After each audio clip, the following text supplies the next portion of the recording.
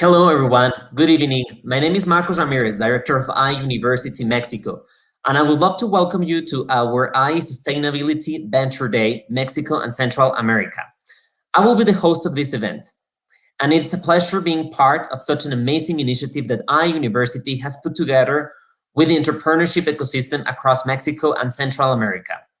During today's event, we will introduce 8 startups coming from different countries, such as Mexico, Nicaragua, Guatemala, and El Salvador, all around sustainability, entrepreneurship, and innovation. These startups have been selected out of over 60 startups for today's pitches. You can look forward to a very high-profile selection of jury members and speakers, each with their own distinctive experience in the world of entrepreneurship. I have the pleasure of introducing our judges, Christine Chang from USA, venture partner at Raleigh Cap Ventures and founder of Santosh Advisors, Jose Miguel Quintana from Mexico, co-founder at Fort Trade, Guillermo Chapman, managing partner of Amador Holdings from Panama, and Alan Arguello, director of business development and investment from Grupo Eleta, also from Panama. Thank you all for being with us today. And I would like also to thank the Area 31 and our Center of Entrepreneurship at I University for collaborating on the organization of this event. Thanks also to South Summit for their support in promoting today's event and also for sponsoring the winner of this Venture Day that will be shortlisted for the South Summit's annual conference this year. So we are going to start with the startup competition. But first, before that, we will have our keynote speech, which will be delivered by Professor Pedro Gete. Pedro is associate professor, and he is joining actually from Madrid. And we appreciate that a lot, Pedro, because we know that it's really late over there. So join me to give a warm welcome to Pedro. Thank you very much. It's a great pleasure to be connecting from here from Madrid. It's true, it's 1 a.m. I'm very excited to be with you people. Okay, guys, here I'm going to be talking about 2 topics that I enjoy a lot, and they are very important, and I spend my days working on them, either with the industry or researching on them. This is basically finance and climate change, okay? And I want to discuss the risk and the challenges that climate change is posing and the opportunities this creates for finance, okay? So first, I want to start with a citation that summarizes why this is so important. This is a citation from the chief economist of Swiss Re. This is a big insurance group, and basically says, if you think on COVID-19, what's the similarities with climate change? Well, these are basically the big events of our generation. It's a systemic risk. It affects everybody.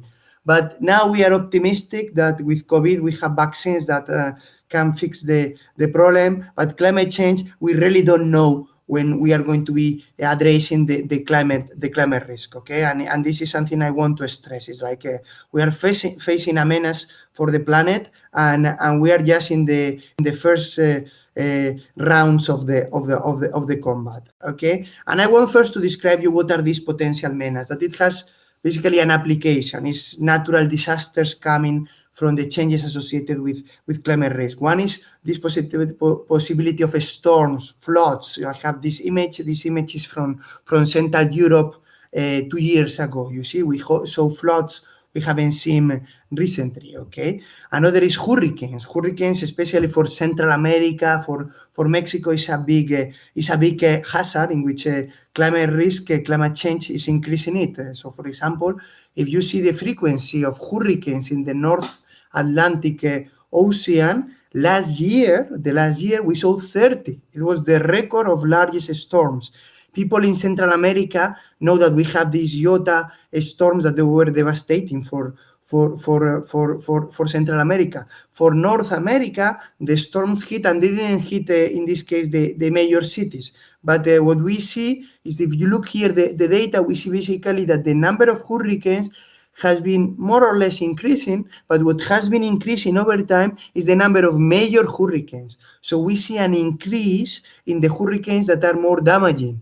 And science is telling us that this has to do with the fact that the temperature in the ocean is increasing, okay? So this is one manifestation of this. Another manifestation that we have seen in many countries, and especially in the west of the US, is wildfires. It's easier to have a fire that can be very damaging. Okay, this photo, for example, you see in the screen, this is basically in San Francisco. You see how this past year the sky was when we had the fire. So this is showing like it's very hard to deny now that climate change is doing something, and this is creating hazards for humanity. Okay, so hazards at a scale we haven't seen before. One of them, and I'm going to discuss this much more, is sea level rise. Okay, all the evidence is pointing that if you see the change in the sea level, we will see increases in the sea level nearly everywhere, especially in some areas more than others. But this is a major risk because I'm going to show you later, most of the human population is focused in areas close to the sea. Okay, and obviously for Mexico, Central America, this is kind of an obvious fact, and the sea is going to increase. Okay.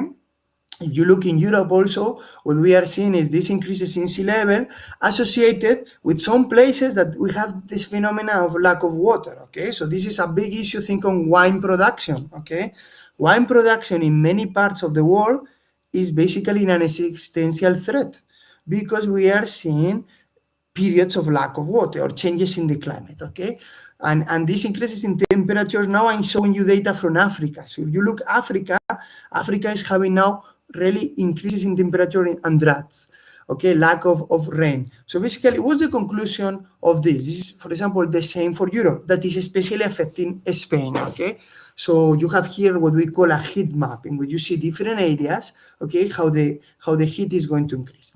So the conclusion I want to do from this first part of the presentation is that climate risk affects all the countries, affects all the sectors of an economy, with heterogeneity. You see, different countries can be more exposed than others to different shocks. Like, for example, if you are in Europe, hurricanes so far are not such a big risk like in if you are in Central America or North America, but we may have more impacts of sea level. And then the fact that you have a shock, and that's how I connect now. I want to connect to this idea of COVID.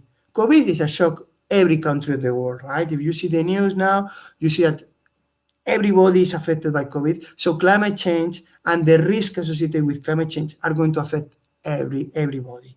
And what this has created is massive opportunities for impact, for new ideas, for businesses. You see, it's like we totally know that having ideas and you put the ideas into play to make money, this can help society. Okay, this is the essence of how markets operate. And now, okay, this is having the connection of what I was saying, climate and finance and technology. And this is now what is called climate fintech. Okay, and I want to mention this idea of climate fintech, what this means. And it's basically the union of two things. On one side, climate action, and the other, finance, with technology in mind. Okay. And now, if you think on the perspective of some of you guys who are startup creators, okay, who want to become innovators in these areas, you are going to be the innovators, and I want to go over these innovations. Who are going to be the customers? Well, the potential customers now can be everything. You have the corporations, the households, the asset managers, the governments, okay? You see, the potential here in this area of entrepreneurship is huge. And I want to give you some insights. I want to enter into this kind of ocean that is starting, because I want to say this is starting. Okay, I want to classify. I want to give you first classification. This comes from a colleague, Bruno Werneck, that has been very active writing this kind of classifications. This is always incomplete classifications. Okay, it's just an idea. What are the ideas we are seeing here? Well, we are seeing new companies creating products to improve the wealth and investment management. Okay, there is a lot of money that is trying to invest now in a way that is consistent with climate change. Okay, that is green, consistent with what we call the ESG principles. Okay, that's one way. Then we have new companies that are helping standard corporations to improve the carbon, okay, consequence of their actions. We see many companies that when they contribute to pollution, now these new startups like EcoCard, like Stripe, help the standard corporation to contribute money to prevent, okay, the bad effects for the environment. Okay, we see new corporations. I'm going to give you some examples, but what I want that you take is that any idea, okay, of connection with the environment, okay, with the absence of climate change, you have a way to go through finance. Why? Because finance is basically decision making about investments, is decision making about how to finance, okay, and is decision making, okay, on how you allocate resources, okay. And I'm going to show you some applications. One important is banking. Obviously, we can do banking now, very related to climate change. And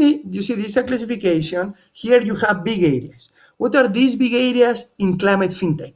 You have applications to payments, okay? You have application to banking, like I was mentioning, to lending, to investing, okay? And investing is becoming very big, to trading, okay? Especially now trading carbon permits, okay? And then in each one of these, okay, you have multiple ways to go. And today, as a keynote speaker, I just want to tell you, there are opportunities here.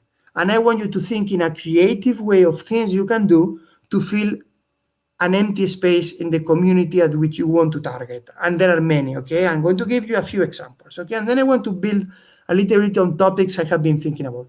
Let me discuss you this company, Trine. Some of you are familiar with what we call peer-to-peer lenders, okay? This is basically now new startups that connect borrowers and lenders. Well, Trine, that is a new company in this fintech area, is trying to do this, but with loans for sustainable businesses. So if you see the bold, this is the novelty. This company specializes in finding the companies that need to borrow, and the money is going to go to do something good for the planet, okay? And then you may have people who want to invest on this, and then Trine makes this easier. That's one company. Let me give you another company. This one is based in Europe, okay? This a company is called Cooler Future, okay? And you can see, what's the goal of this company? As you can see, is will you vote for against the planet? How are you going to do this with your money? Well, we want to have companies that are going to make easy to invest in a way that is consistent with the planet. This is a startup that is based in Berlin, in Germany. The idea is for households, for investors, to put a basket of investments that are consistent with the planet easily. They didn't start yet. You can see that they are in the get early access, but this is just one idea. I want to give you more ideas. This one is extremely powerful.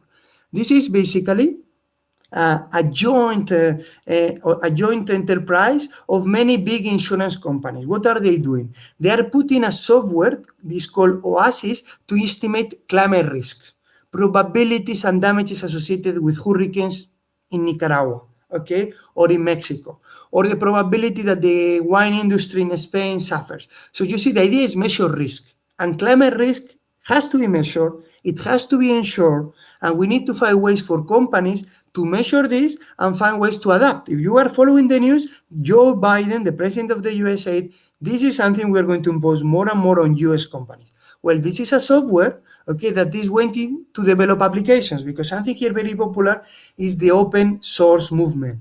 Let me give you another implications, okay? This is OSC.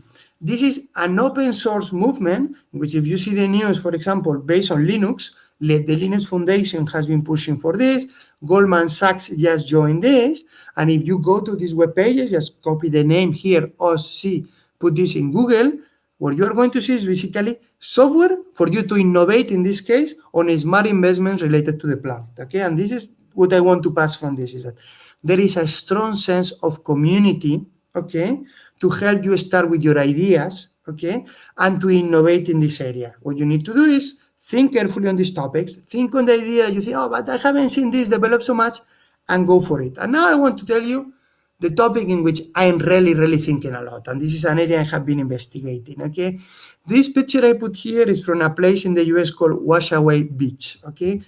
This place is important because basically the increase in the sea level and the erosion is creating one of the major hazards for humanity, that basically everybody living close to the sea, the waters are falling through the roof, okay, like this picture, okay? This is the area. If you go, I tell you, North Cove, Washaway is basically in the Washington state. And you can see here how the sea level has been increasing, how this has been taking the cities, right? And if you look in Spain, we have something very similar. In Spain, we have an area, it's called La Manga del Mar Menor. It's a very tourist location, okay, close to Murcia.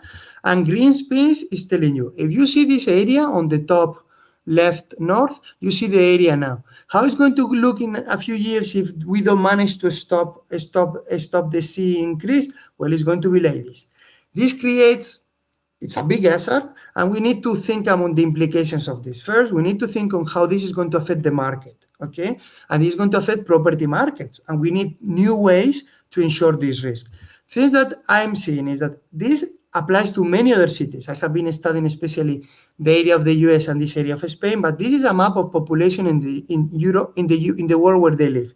As you can see, and you can see easily here, America, Latin America, Central America, North America, see how much of the population is in the coast. If you look Asia, also, right? So this is saying, I'd say among the different menaces for the planet, sea level rise is among the first one, because it's going to affect all the properties.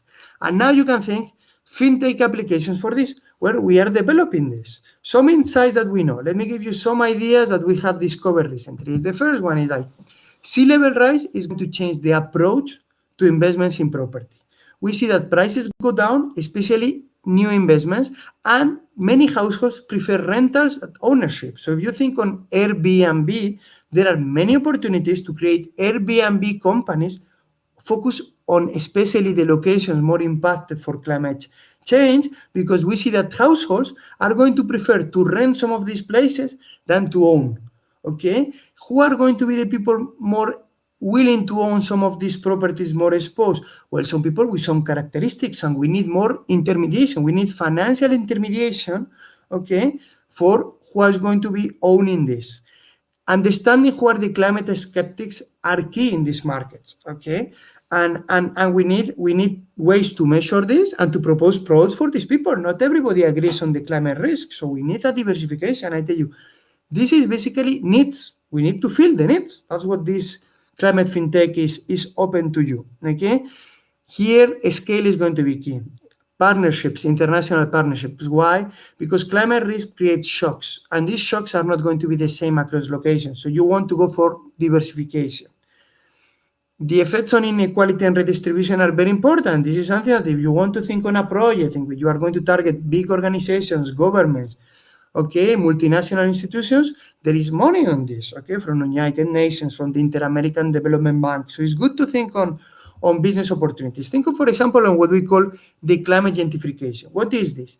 If you think on property markets, the superior investments, they can create barriers. They can have ways to fix this. But some other properties, they cannot do this, okay? So we need to think on ways to do this. If you look at Netherlands has been very innovative in creating barriers to prevent the ocean from increasing. We need ways to finance this. We need municipalities, and these municipalities need your help, okay, creating ways to get money to do this. Think of Miami. Florida has been discussing this. How do we finance this? How do we get the private sector involved? We need these ideas, okay? And this is going to be a major issue. Something that we are going to see is we are going to see movements of population related to increasing sea level. This map is, for example, areas of the US. What do we expect to see? We expect to see people moving towards areas less close to the sea, okay? And if you think this is going to generate opportunities, think on all the companies that are in the transportation industry, in the real estate industry, in the finances of the new housing, in the finances of the investment, because this path of movements away from the sea level is present. It's like what this map is trying to show, okay? So basically, I'm getting close to the end of the time I have allocated. I want to do a kind of a recap. What I have been trying to highlight? Things are happening. You see, the climate is changing. The change in the climate is creating many things going on. Increases in sea level, increases in major hurricanes, okay, increases in floods, and understanding that we need to do ESG investments to help the planet. And this requires new innovations, and we need new startups. And one set of startups that is really promising is startups that try to connect these climate needs with the financial needs, and finance in a broad way, banking, payments, investment, financing of projects. And we are starting, and we have the traditional sector like the insurance sector, like the banking sector getting into this, but we have the need for new ideas. Okay, and this is what I encourage you to think about. At AI, we are a very entrepreneurial institution. We are studying these movements. We are giving ideas to our students. We do venture labs. We do pitch. You see, our idea is to help you have the tools to innovate and to give you some ideas also in which you can innovate. And then it's your creativity, it's your knowledge that is going to make the difference. And that's what we are trying to do. So I don't think we are going to be able to have Q&As. Looking forward if we get more opportunities at AI. But these are the ideas I tried to pass in the keynote. And we need you guys. We need you thinking to innovate. There are many opportunities. Good? Thank you so much, Pedro, for your insights and for your talk. I'm sure that it will be a pleasure, and that the people have enjoyed a lot your presentation, and that it will be a pleasure to have you again and have more insights about the impact of finance in the climate change. And well, as today's agenda is quite busy, now we're moving forward to our competition. So I would like to, to explain you a little bit how this is going to work, and how are we going to run our startup competition. So first of all, we're having 8 participants, 8 finalists among over 60 startups, as I have explained in the beginning, and each one of them has been carefully selected. Each one has prepared a pitch for today's contest, and each pitch will have a duration of 3 minutes.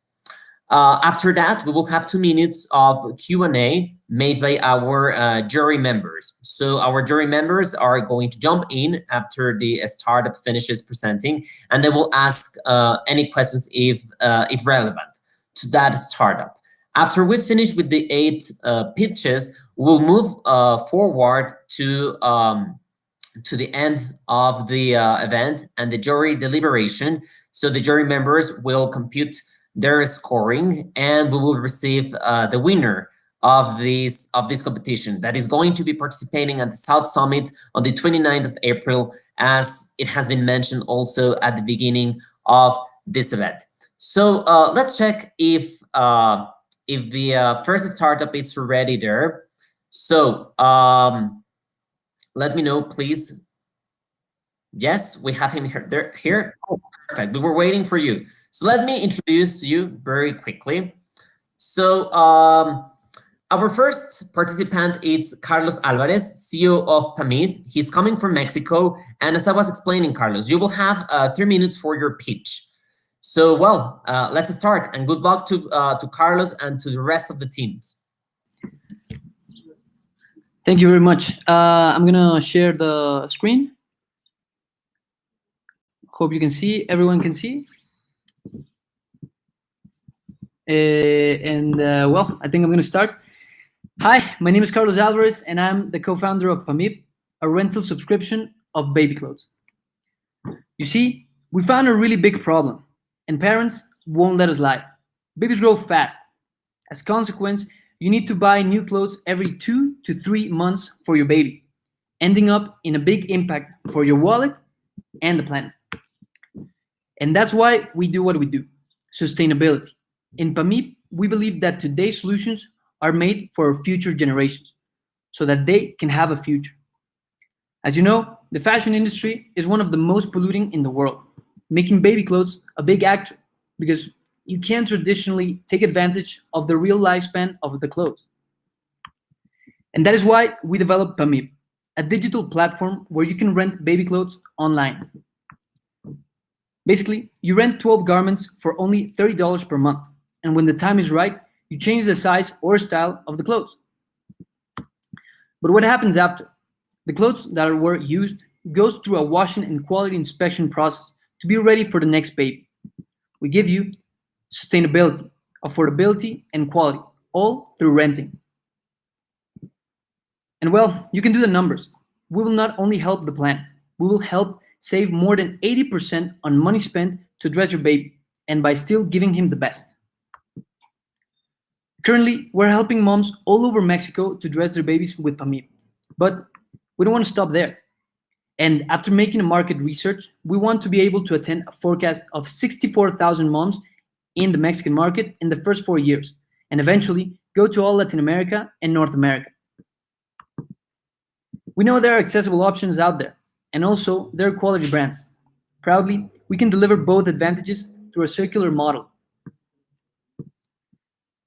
Pami is co-founded by twin brothers who are passionate about programming, digital marketing, and entrepreneurship, with mentors with an MIT model for startups and guided by pediatrics and neonatologists. We're looking for $100K US for a pre-seed opportunity in order to scale Pami with inventory and digital logistics automation. In the future, we see baby showers where people don't give baby clothes as gifts. Instead, they give Pamip subscriptions to dress a better future for them, which is sustainable and profitable. Hope you can join this journey. Thank you very much.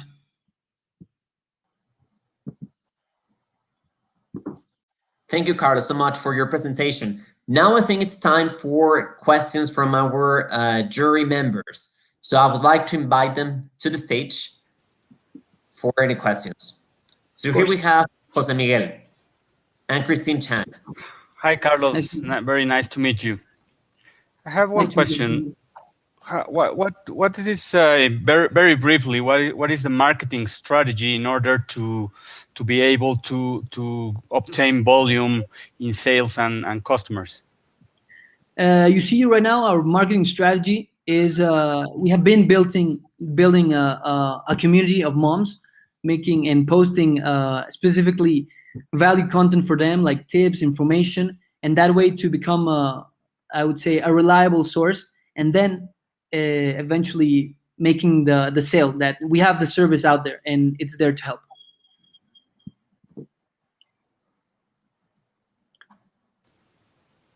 I have a question. So sorry if it was in the presentation, but do you partner with brands or is this more of a secondhand type of model?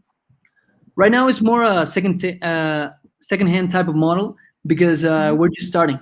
But the vision on the long term is to become the rental partner of brands. So that way we would earn a commission and put their inventory in circulations. Okay. And on that, have you explored, I guess going back to the last question too, with your marketing strategy, have you explored partnerships with companies like Go Trendier, who are also operating in Mexico, Colombia for secondhand for adult clothing, but maybe it would be a similar target market? Yeah. Actually, we do know the enterprise. We think they have a really peculiar model, and yeah, we wouldn't close the option to make an alliance with them, especially because we don't attend the same niche. They attend from kids clothes, kids, not babies, to up, and we just focus initially on babies. Okay, great. Thank you very much. Thank you. Thank you. Thank you all. Thanks, Carlos, for participating, and good luck. So now we're moving to our second participant. Our next speech will be delivered by Rosario Anon, CEO of Latitude from Nicaragua. So, Rosario, welcome to the stage.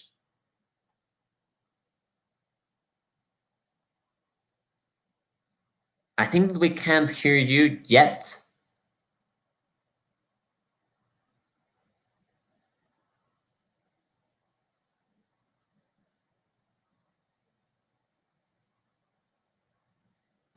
Sorry, I shared the screen before I could. No problem. So now everything is set. So Rosario, as I was mentioning before, you will have 3 minutes in order to pitch your idea. And at the end of your presentation, we'll have 2 more minutes in order to receive questions from our jury members. Okay. Are you? Sorry, I'm sharing right now.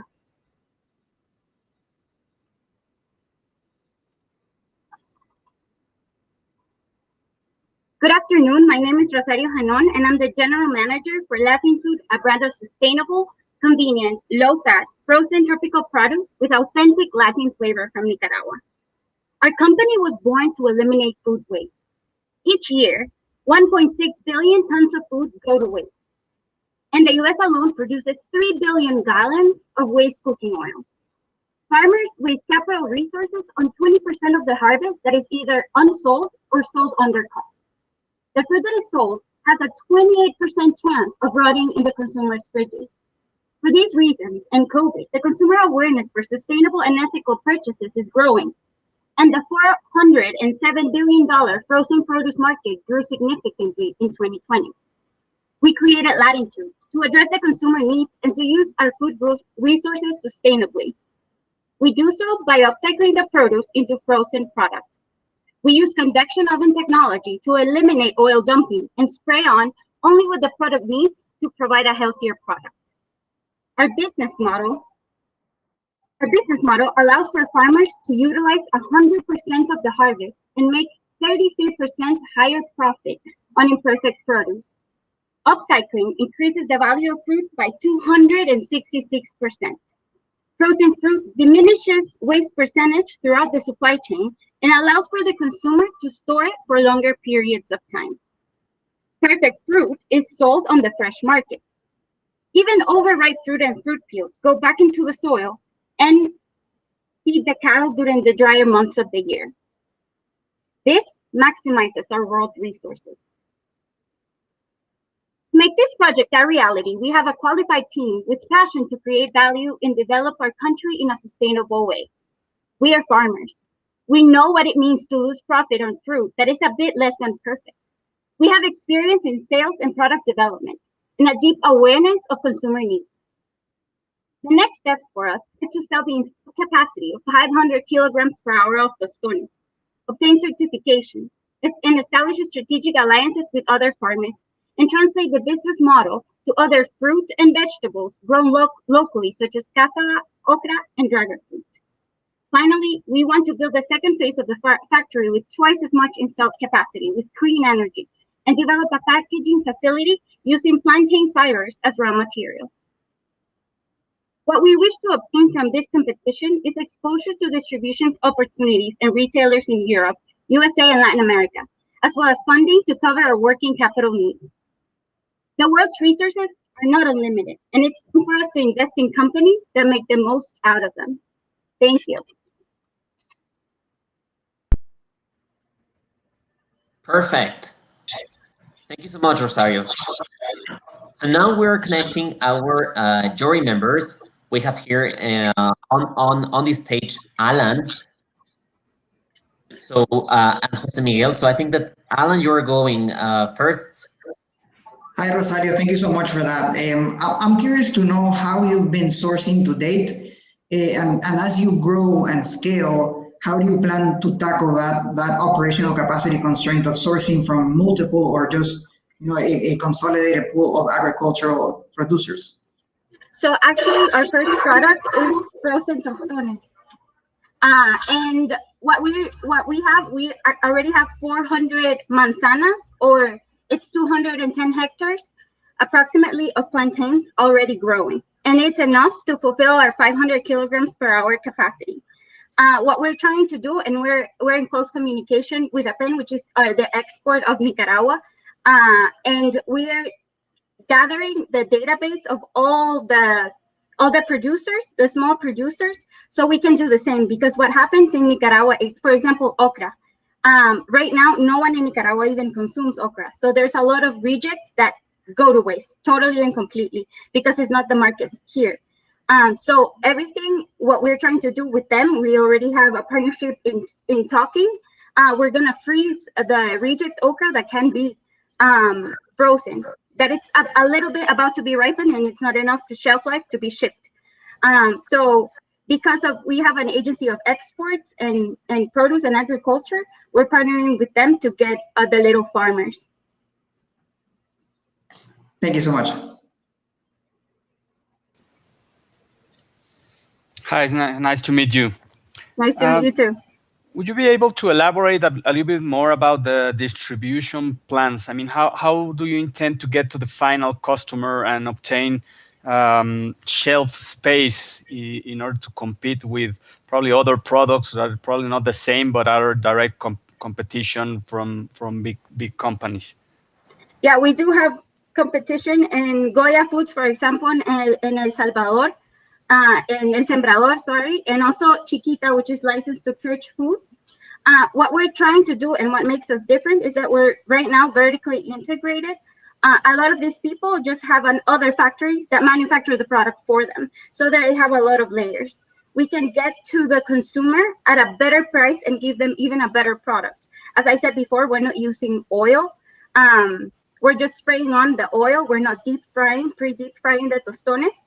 And this gives us a competitive advantage in the calories and also on the price because we're not using as much oil. So right now we're establishing partnerships in the US, in Miami specifically, with different distributors and applying to different, for the Target Startup Competition too. So we can be one of the incubator brands. Thank you. Perfect. So, well, Rosario, we are on time. So thank you so much for your participation. Good luck. Good luck, Rosario. And now we're moving to our third competitor, who is also coming from Mexico. And this startup is called Grillo, and will be presented by Andy Meira, CEO of this company. So, Andy, welcome to the stage. Thank you. Hello. You can hear me okay? Yes, we can hear you. So as I was explaining before, you will have also 3 minutes in order to pitch your idea. And at the end, we'll have 2 minutes for any Q&A. All right? Are you ready? Perfect. Good. I've got my clock. Very good. Awesome. Okay. Hi, everybody. So yes, I'm Andres Meira, CEO of Grillo in Mexico. And today I'm going to talk about earthquakes. So I think I should share my window. Okay. I'm assuming you can all see this. So, okay. So I'm going to talk about earthquakes. As some background, I was living and working in Haiti in 2010. So I got to see what a big earthquake can do. I also have lived in Mexico since then and since 2013. And so I've also seen destruction on my very street and outside of our office as well. Not everybody knows this, but almost a third of the world live with earthquakes. So for those that don't, it's a serious anxiety for many people, as well as a threat. It's also more destructive than any other natural disaster, and it has a huge economic impact on communities and loss of work and continuity of business. There are many ways to mitigate some of the effects, but the best one, the most proven one, is to use a warning system which can provide an alert before the shaking comes. But only Japan has achieved a full national system. And just as a note, we are a social enterprise. So, we care about reaching communities in need, and often those ones with poor construction suffer more than those with good construction. So what is an earthquake early warning system? It's a way of providing alerts to populations before they feel shaking. And typically this is done with very expensive instrumentation and dedicated networks, but we've leveraged new technologies of accelerometers and cloud computing and algorithms that we've developed. So our seismometers are really sensors using off-the-shelf components, which didn't exist a few years ago, but they also provide alarms for the people in our networks. And they cost only $60 to $100 instead of $10,000, which is what, for example, the Mexican national one uses. We also have dashboards and monitoring systems and algorithms to detect the earthquakes. We have many ways to reach people in communities, including communities in Oaxaca and in Puerto Rico and in Chile and in New Zealand, where we have different systems for those different communities. As a comparison, we've only been working for a few years, but we've created a borderless system, which is expanding, costs a fraction of a typical system, and in the case of Mexico, has been more effective than a $100 million system. We have some commercial use cases. So we've had grants from Harvard University to create seismic networks for them. We are talking to many insurance companies in Munich Re about using our networks to trigger payments, and we also use it for structural monitoring, or we're developing that at least. We are also fully open source. Everything we do, we publish, and we have a network of people now, 200 contributors to our community. I'm out of time, so very quickly, in the last few months, we've had a huge amount of contributions in our community. We see this as a way to expand nowadays, not to do a proprietary solution. We have great seismologists not only on our team but also in the community. We also the head of our board is an important member of ex-president of Deutsche Bank with a lot of connections. And we are supported. We are partnered with IBM, Arrow, Linux Foundation is the umbrella for our project, and USAID as well. So thank you very much. I think that's all from me. Thank you, Andres. Thanks for presenting. So now we're moving for the questions. So we're connecting again our jury members. Now we have Guillermo and Alan, who are connecting from Panama. So Guillermo, if you would like to go ahead. Sure, thank you. Just my main question would be, who do you think your target client is? I understand you're targeting a bunch of underserved communities. So is it partnering with local and state governments, or is it direct to consumer, in which case you would probably need massive marketing campaign or something to be able to reach the amount of homes or locations needed to actually detect whatever you mentioned, right?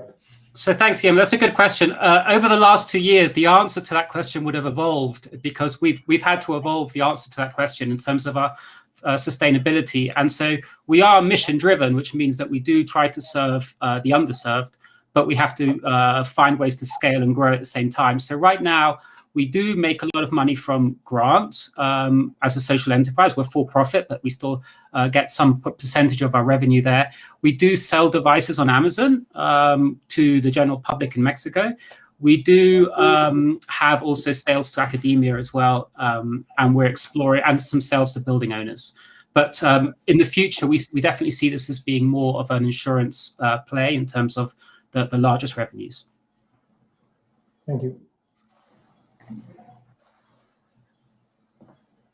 Now we have a question, I think, coming from Alan.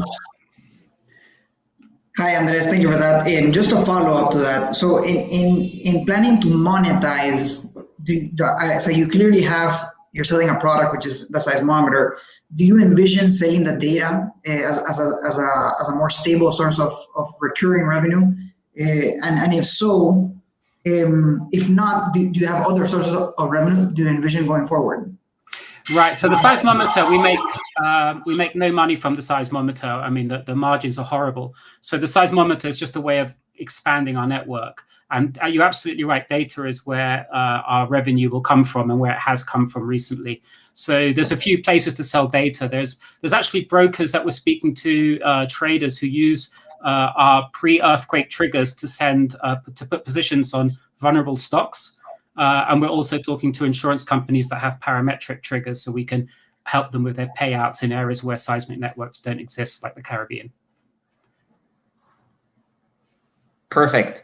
So, well, thank you, Andres, for presenting and for joining us. And now we're moving to our next competitor. So join me in welcoming this startup that is coming from Guatemala, Regenera. So I would like to invite Juan Fernando Ramos to join the stage. Juan Fernando is actually founder of this startup. So join me in welcoming Juan Fernando. Thank you. I'll be sharing my screen.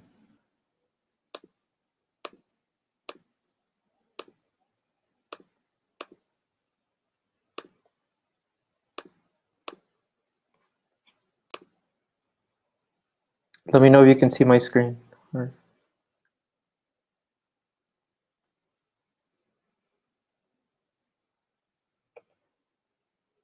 I don't know if can you see my screen? Yes, we are seeing your screen, so you can go ahead. You will have 3 minutes from now on to present. Thank you. So we're at Regenera, an agricultural consulting company. There's a climate emergency in Latin America. The 5 warmest years in the whole continent have happened since 2014. There's been rainfall, hurricanes, droughts, and there's growing evidence that a lot of the migrations towards the United States is linked to climate change. And this is specifically very important because agriculture is one of our biggest sectors in the region. So our solution is regenerative agroforestry. We combine the use of agriculture and trees to create a different use of land that's productive, cost-effective, and climate-resistant when compared to traditional farming. The principles of what we work with is we understand the communities and the context where we work. We minimize the disturbance of soil in order to capture more carbon. We maximize crop diversity. We keep the soil covered, and we capture CO2 through our trees.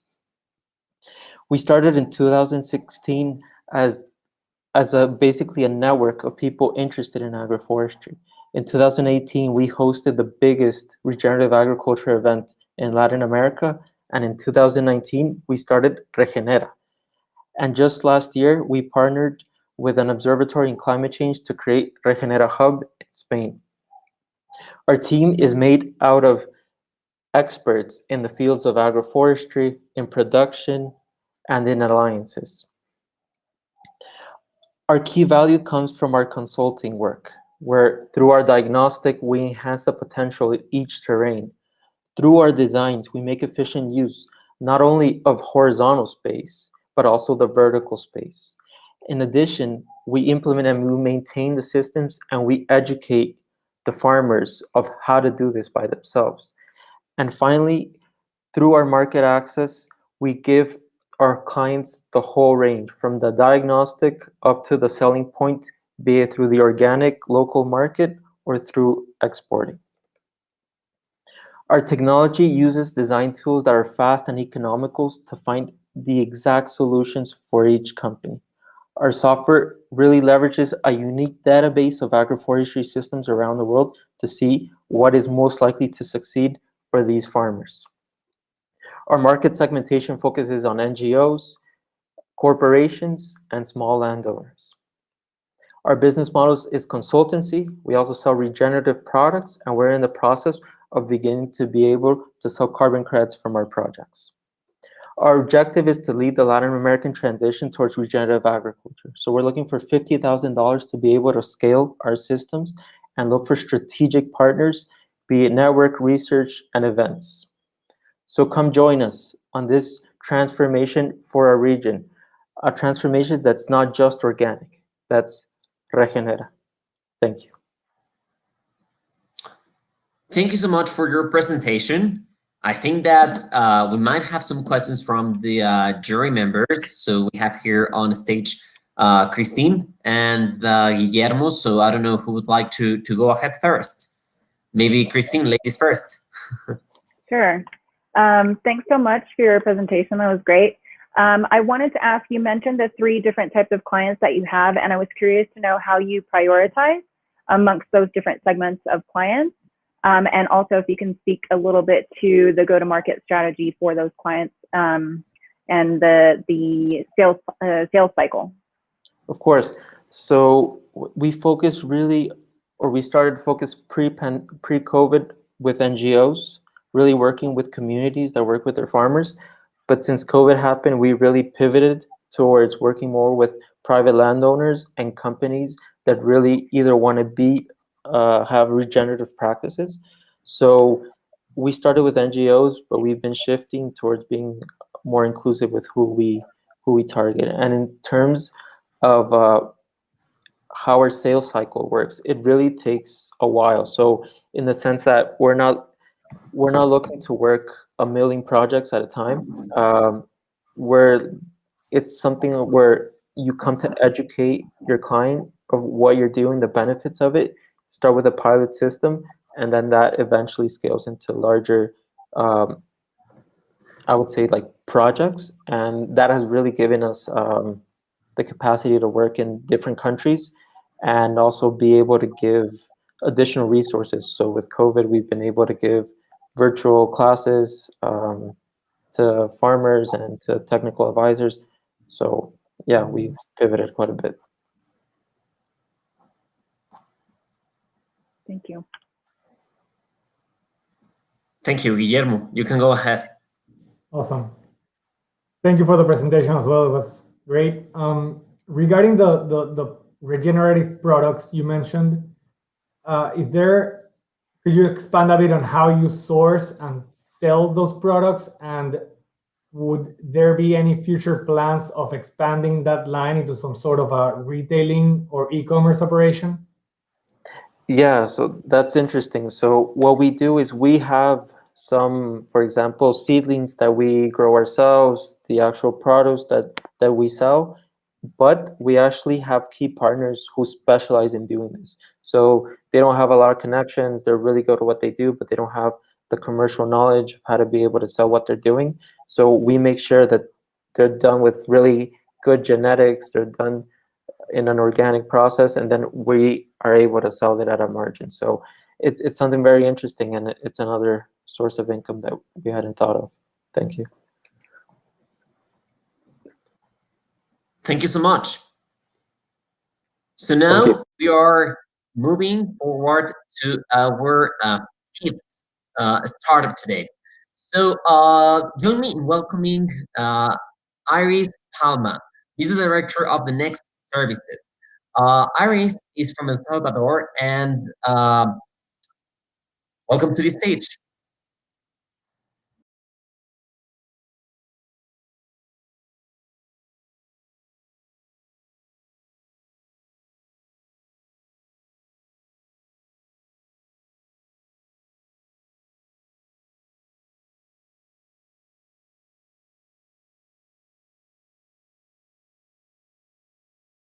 We cannot hear you yet, so maybe it's because of the headphones. We cannot hear you.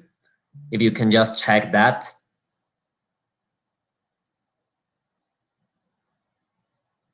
We can't still hear you. Can you hear me now? Now we can hear you. So from now on, you are already sharing your screen, so you just need to enter the full screen mode. So from now on, you will have 3 minutes in order to pitch your idea, and then we will move forward to the questions from the jury members. Okay, great. Okay, hi everyone. My name is Cyrus, and I'm the co-founder of Next Services in El Salvador. And I'm very happy to present to you Reservalo app, that is our product for this startup. Being in a business with long waiting lines or having to send many messages to social network can be really difficult for the businesses and for the clients to arrange an appointment, to arrange a reservation. We did an investigation in around 60 businesses in El Salvador, and we found out that it takes around 15, 30 minutes online and by phone or by message to arrange a meeting. We think time is the key factor of this new digital economy. So we found out that we can be spending time. We cannot tell people to go online, to go to social networks to make an appointment. So once we find out that, and we found also that it takes around 30 minutes to be attended in a businessman, and that many businesses face this problem that they have duplicate agenda for the clients.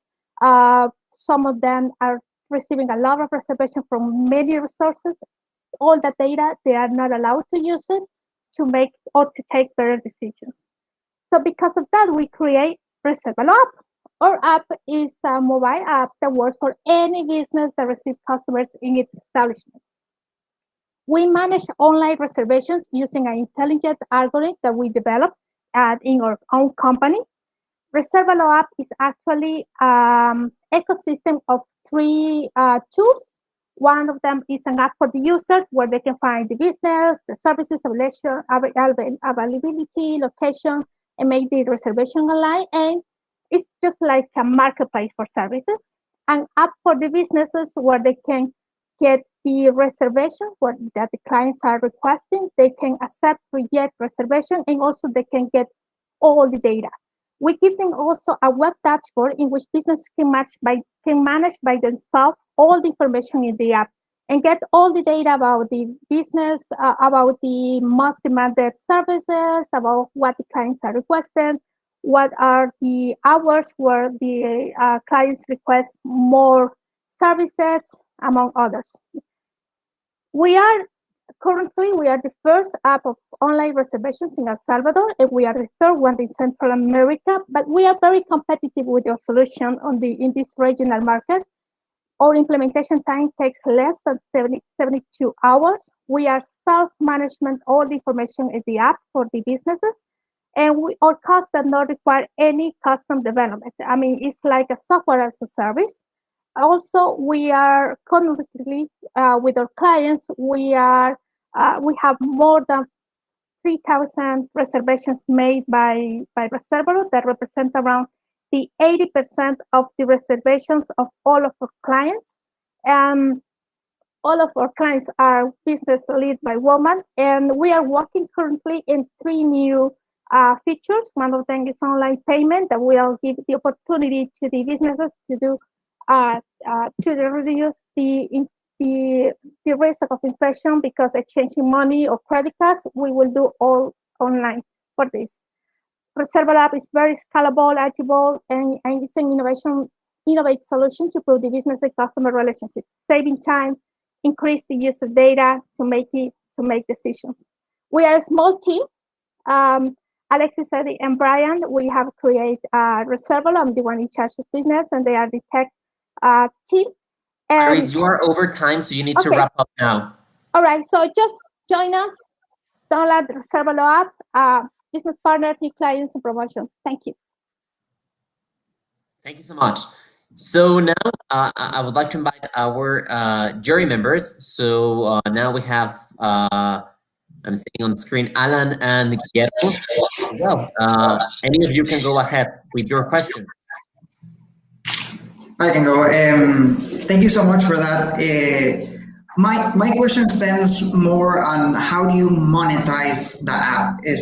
Are you targeting to charge, establishments, or is there also going to be a component for customers who download the app?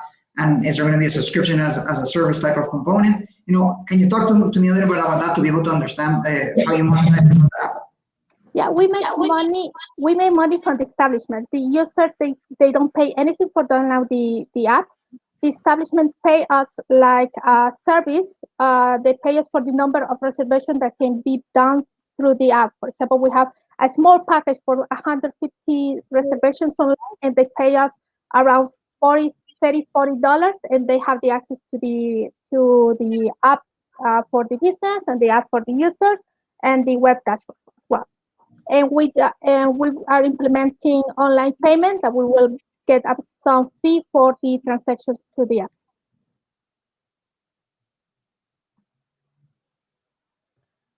Awesome. Quick question from my end would be, who are your target clients? Are you serving a specific type of small service company, or are you targeting any company that joins? Actually, we are targeting a small and medium business that are the most businesses in my country and the most businesses in Central America. Currently, our clients are beauty salons, are medical clinics, are educational services, and some businesses that they rent their spaces, like, for example, meeting rooms, etc.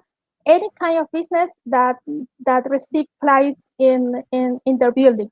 Currently, they are our clients, and we are working with doctors and with beauty salons the most.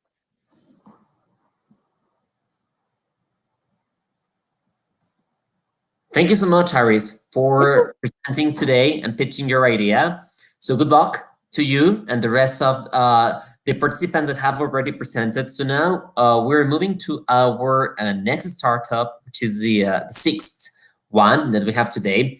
This startup is also coming from Mexico, and I would like to welcome to the stage Francisco Mutiño, CEO of Beaker Co. So, hello. Thanks for being here today. As I have mentioned before, you will have 3 minutes in order to pitch your idea, and at the end of your presentation, we will have 2 minutes to receive any questions by the jury members. Okay, thank you very much. It's an honor to be here today. I hope everybody is hearing me. So I'm now sharing my screen. I hope. So I'm now presenting. Is that okay? Are you seeing it? Digital workforce from Big Echo. Okay. So very fastly, why we are automating? We are dedicating to automating processes.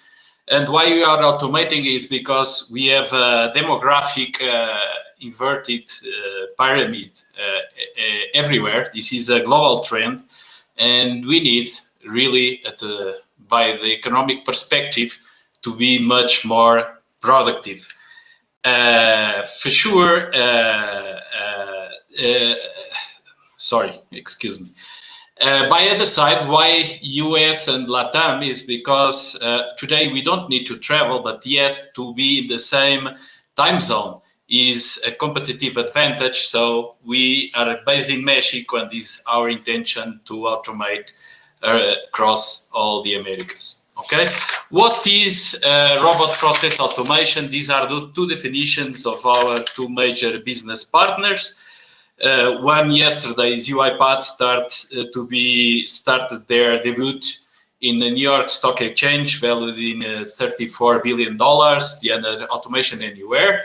Robot process automation is a software technology that makes easy to build, deploy, and manage software robots that emulate humans, actions, interacting with digital systems and robots. Okay, this is our basic technology. How do we work? What is our business model? We have a very unique business model. We are based in some less favored areas with very young population, but with strong university presence. We have agreements with 14 universities, 12 in Mexico, one in Colombia, and one in São Carlos, Estado de São Paulo in Brazil. We are certified partners of UiPath. We are a great place to work in Mexico. We have the best certifications for software factory already in place. We have 4 software factories, 2 in Mexico, in Texcoco, and in Cuernavaca. We have one in Huila in Colombia, and another one in São Carlos in São Paulo. Okay, we have major clients. They are cross-regional. So we have around 30 major clients. They have a very interesting basis for growing our business. We are now in a listing process for the Euronext Access, is the Marché Libre d'Euronext de Paris. This is already our quotation quote there. And what we intend to do next is to launch our digital workforce that will be supporting our digital workforce concept. Okay, how are we today? We are already deployed and operating BPM and technology services. They are sold in a very digital way and in a very easy way to sell and to do business with. We have packaged all this. This is like a tailor-made way to do business, and this is already working, and this is already a profitable company. What is coming next? The digital workforce that reuse functional and technological components that will make the investments low for our clients, variable cost for them, enabling faster and low risk implementation, and allowing more distribution partners to customize the final solutions. So what is our market sizing? Actually, we are taking $3 million USA in Mexico this year. We are planning to have, based on these BPM and technology service. You need to wrap up because you're already on time. Sorry. Okay.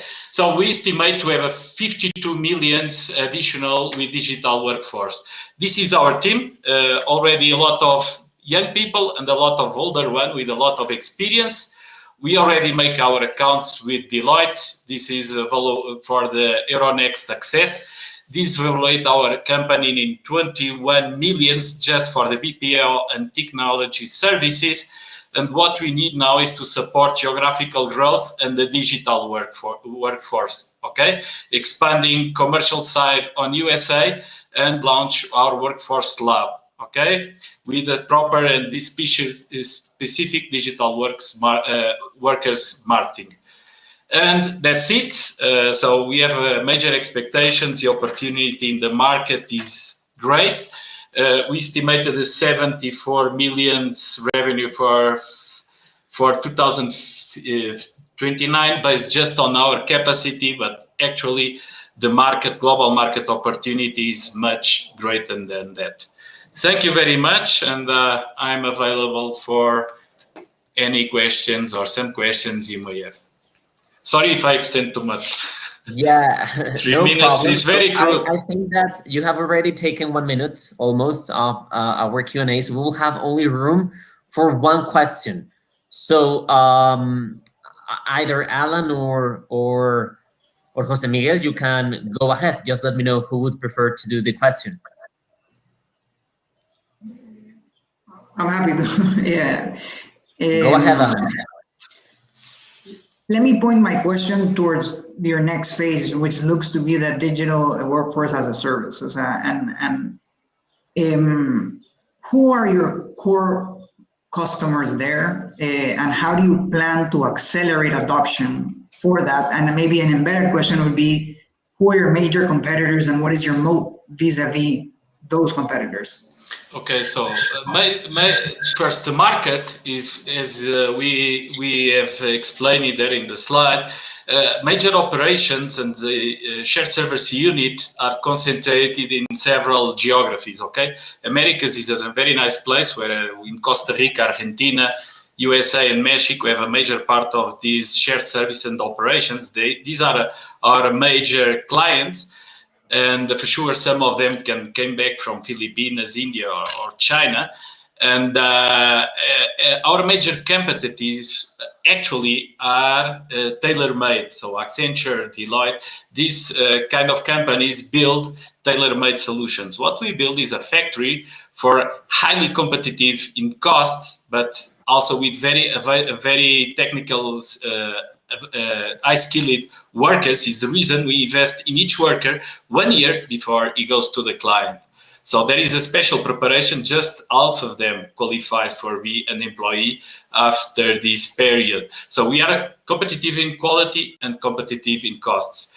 For the digital workforce himself, for the robot, the standard, I guess until now, we cannot see a real competitor. Let's say that we are like in the early 90s when appeared SAP with a standard process and a very specific way to do the business. We really believe that we can use the industry practices in the different roles and with technologies in order to bring and to make a much more scalable business, okay? And a very high competitive solution. Tailor-made will continue, but this will just, our focus will be the standard ones in order to be able to go global. I don't know if I answer your question or I talk too much. No, thank you very much. Thank you, Francisco, for... Thanks a lot by the opportunity, yeah? It was great and a pleasure to be here. Thank you. And good luck. Good luck with your startup and with your participation here on this contest. So now we're moving to our next and seventh startup. So let me welcome Manuel de Diego, CEO of Coenergia. Manuel is coming also from Mexico. So welcome to the stage. To everybody. I'm gonna try to go straight to the point. I will share my screen. So let me find it. Are you looking at it?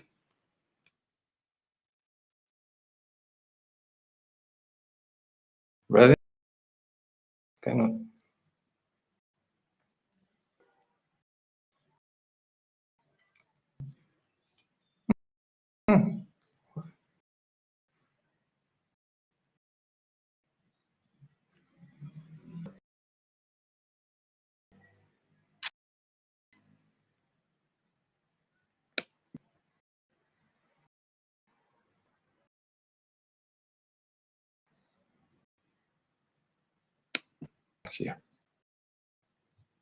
Here we are.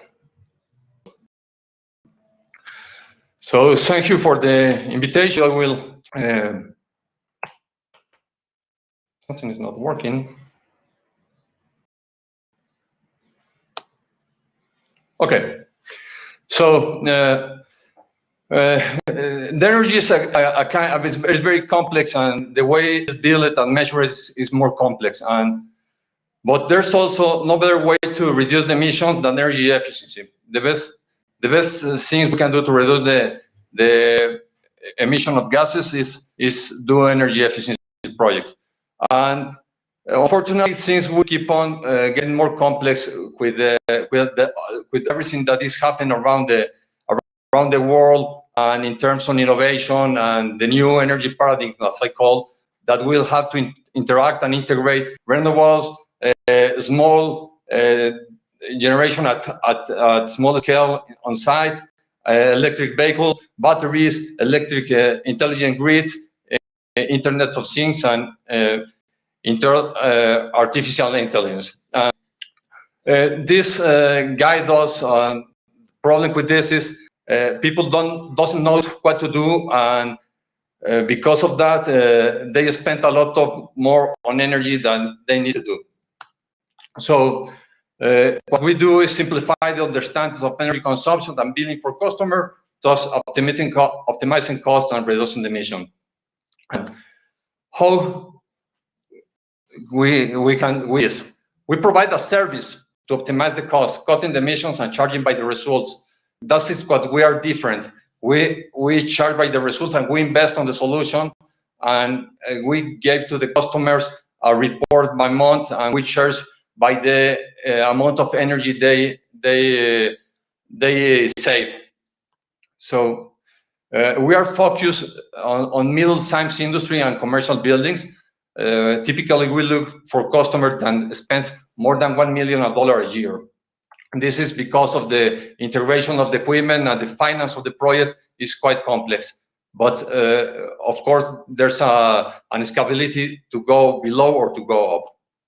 I'm very proud that we found the company 21 years ago, and we 2 times get the National Prize for Energy Savings, and we have more than 300 projects.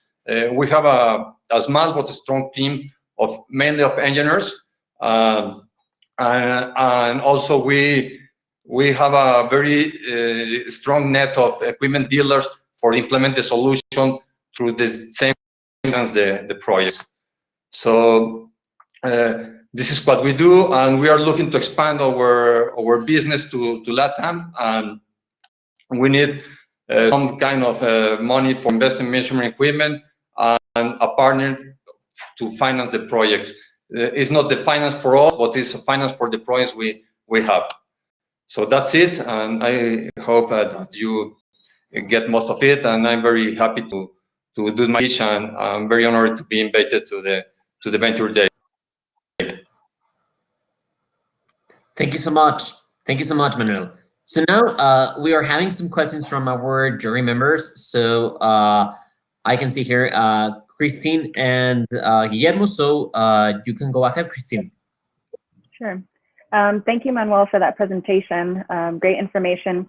You mentioned that your customers currently are spending, the ones that you're looking for, are spending over $1 million per year on energy. I was just curious if you can share with us how many those are, and then how you, I guess, what's the next group of customers, and also how long does it take to onboard each client? Okay. Well, in Mexico, there's more than 500 customers of this type. And the sales cycle is quite long, because it takes maybe 6 months to 1 year to close one deal.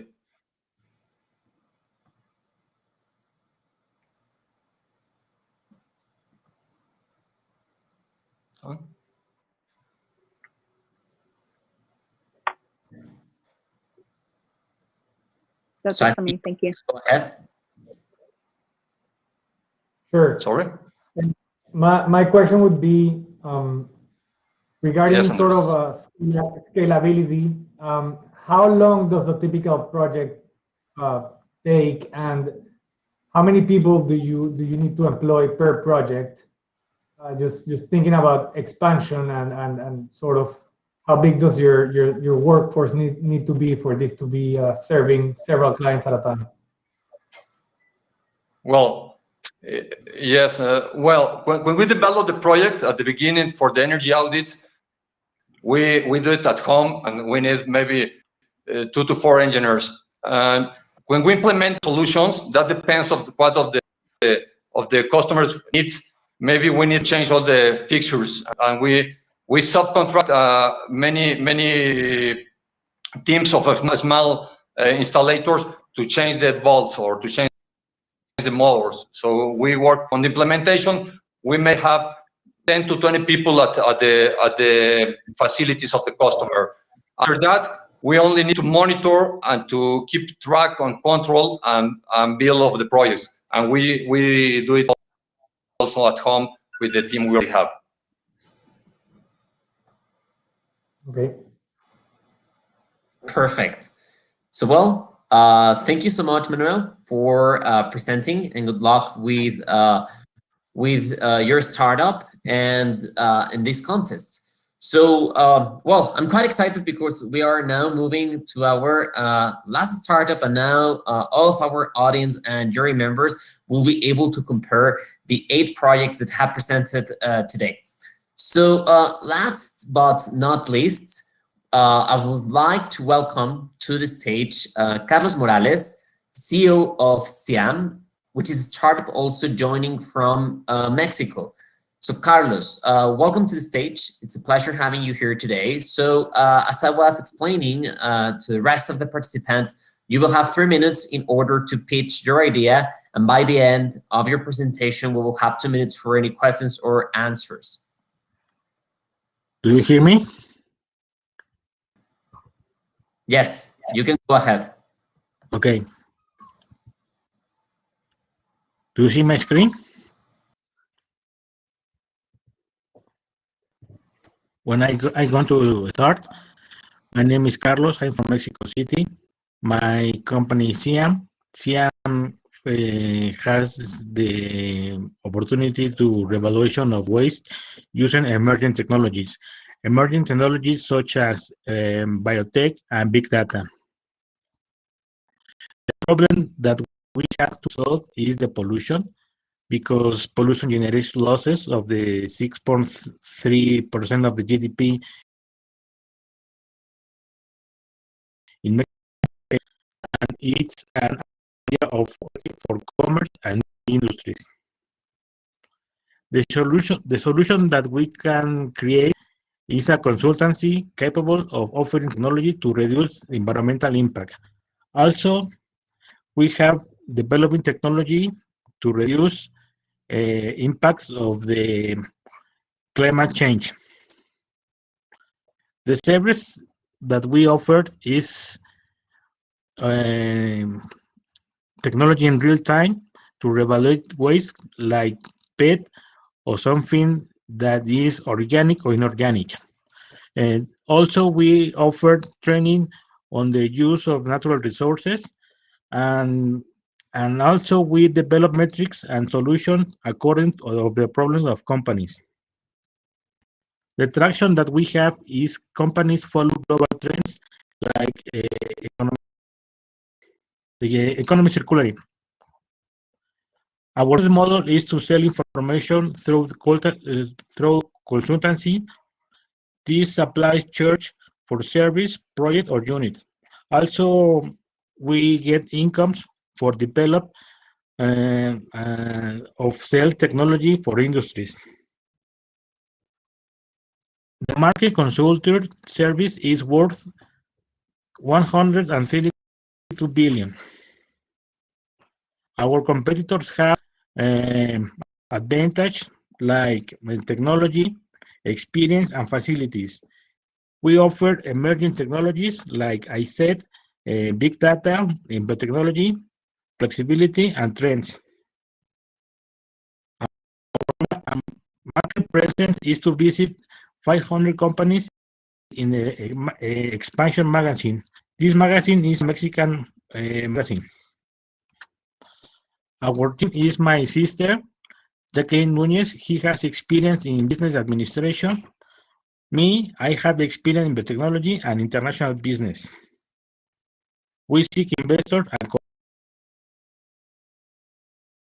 collaborators.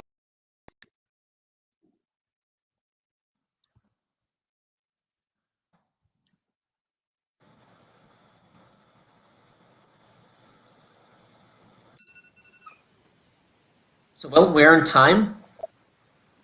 So, thank you so much for your presentation. We have our jury members now connected. Jose Miguel, if you would like to go ahead with any questions that you might have for Carlos. Yes. Hi, Carlos. Quick question. You talk about technology to be able to reduce waste, but could you elaborate a little bit more? What exactly is that technology, and how exactly does that technology contributes to the reduction of waste? Yes, we also collaborating with Mexican government of Mexico. We are creating technology to reduce carbon. It's one technology, but also we have developed technology to reuse a PET. For example, we can do raw material for new industries. So you're talking about, I mean, this with the technology, you're talking about machines for transforming PET, or what is exactly that technology, and how is different from anything else that is already in the market? In the market exists consultants, but the consultants that exist is divided by main topic. But in this situation, we can create technology and information to resolve one problem. For example, PET. PET we can transform in raw materials and produce something commercial. Okay, thank you. Carlos, thank you for your presentation. Could you maybe clarify how many current clients you have? No, nothing. I don't have clients. I only it's a startup. Okay, great, thank you. You're welcome. Well, thank you so much, Carlos, for your presentation. Good luck to all the participants of our contest. This was the last presentation. So now it's time for our jury members' deliberation. So our jury members will be sending now their evaluation sheets to our entrepreneurship team from Area 31, from our Entrepreneurship Center. So I would like to actually thank Hans Muntecas for helping us out with this event. He's part of our entrepreneurship team that is currently based in Madrid. So also thanks, because we know that there is a huge time difference. Right now there it's 2:30 a.m. almost. So thank you for your support in this event. And on the meantime, while our jury members are sending their evaluations and we're taking this hard decision, I would like to remember everyone that the winner for this Venture Day will have direct access and will be shortlisted to participate in South Summit, which will take place on April 29th. For those ones who don't know South Summit, it's a competition that brings together the most innovative startups, regardless of their industry, development stage, and country. This competition is an excellent showcase, I would say, to provide more visibility to your project, get new clients, funding, or achieve strategic partnerships. So at this point, I would like to actually put on air all of our jury members just to thank for your participation. If you can actually join the screen. So I want to say thanks to everyone. Thanks to Christine, thanks to Guillermo, to Jose Miguel, and to Alan for joining us today. And I will actually want to make you one question while our entrepreneurship team is adding all your numbers and your evaluation sheets. I would like to ask you, from your point of view, from your perspective, how can we promote these kind of events across Latin America? How can we involve more accelerators, more entrepreneurs into this movement? If anyone wants to answer. I can go ahead.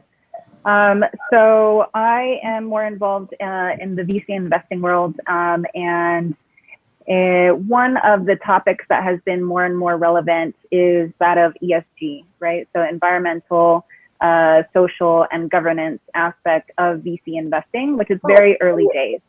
So I think that this is not just a passing trend, this is something that is here to stay. But I would encourage everybody to continue along this path. I think it's very early days where we're seeing the intersection of projects like we've seen today, applying more technology. Technology every day is changing, becoming even cheaper and faster to build with. So I think that just continue this dialogue. And I think that also the industry is moving more towards this to see startups that really have an environmental, because I think the social and the governance piece of it is a little bit easier to address. But the environmental piece, now that it's more in the spotlight for VC investing, will continue to grow. Thank you so much, Christine, for your perspective. I wanted actually to ask any of our jury members, what about sustainability? Which is a trend that you are seeing right now in new startups coming into the ecosystem, of new ventures taking place, of investors also? How do investors are grading or evaluating this kind of startups? As today's topic is sustainability. If someone wants to give your opinion, I think that would be valuable for the audience also. I can tackle that one. I represent a large family office from Panama, and sustainability is one of the core tenets at the corporate strategy level. And we had a shareholders meeting this morning, and we were just talking about that topic. And I think it's very important. In energy, we're seeing it across the board. I think energy is at the forefront of sustainability because not only is there a pollution, and it'll foster economic development, and it is clearly aligned with the SDG goals.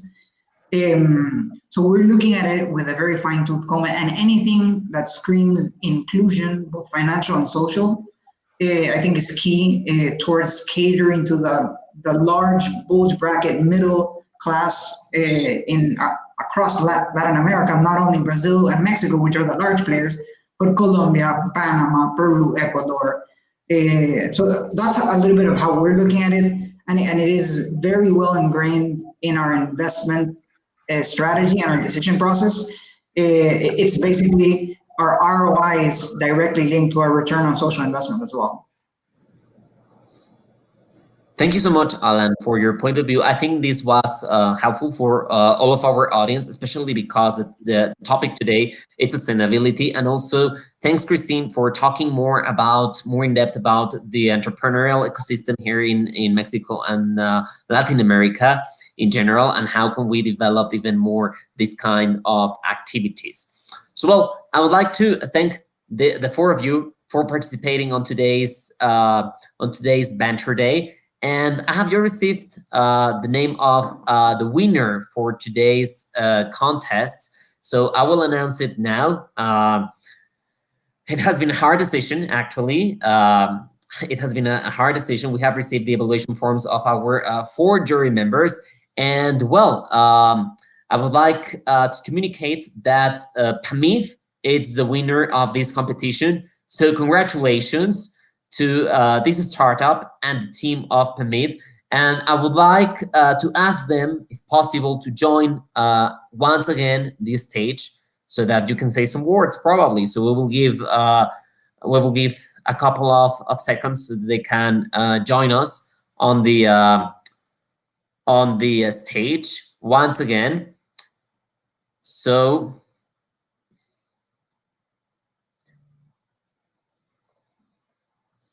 let's see if Pami is ready. We have Carlos here now. So Carlos, congratulations. Congratulations for winning the contest. So if you want to say a few words before ending our events, and congratulations.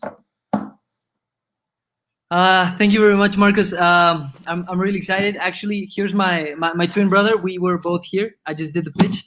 And we just want to thank the jury and for the decision, and also I'm really convinced that we're gonna bring good results for everyone that believed in Pami. Thank you very much for the trust and for the opportunity of being here with you. Congratulations, guys! Congratulations, guys, and good luck with the next steps with your startup. I'm sure that it's a project that could be really successful. Well, you have now the opportunity to pitch at South Summit also next week, so we will send you further details about that. So congratulations once again, and well, we wish you the best of the luck for South Summit event.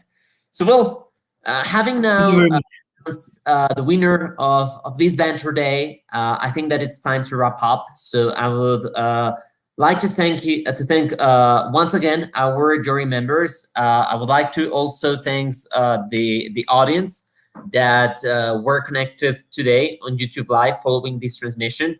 In case you want to share the link with some other friends or people that couldn't join us but would like to take a look into the Venture Day event, please feel free to do that. We will upload the video on YouTube as soon as we finish this event.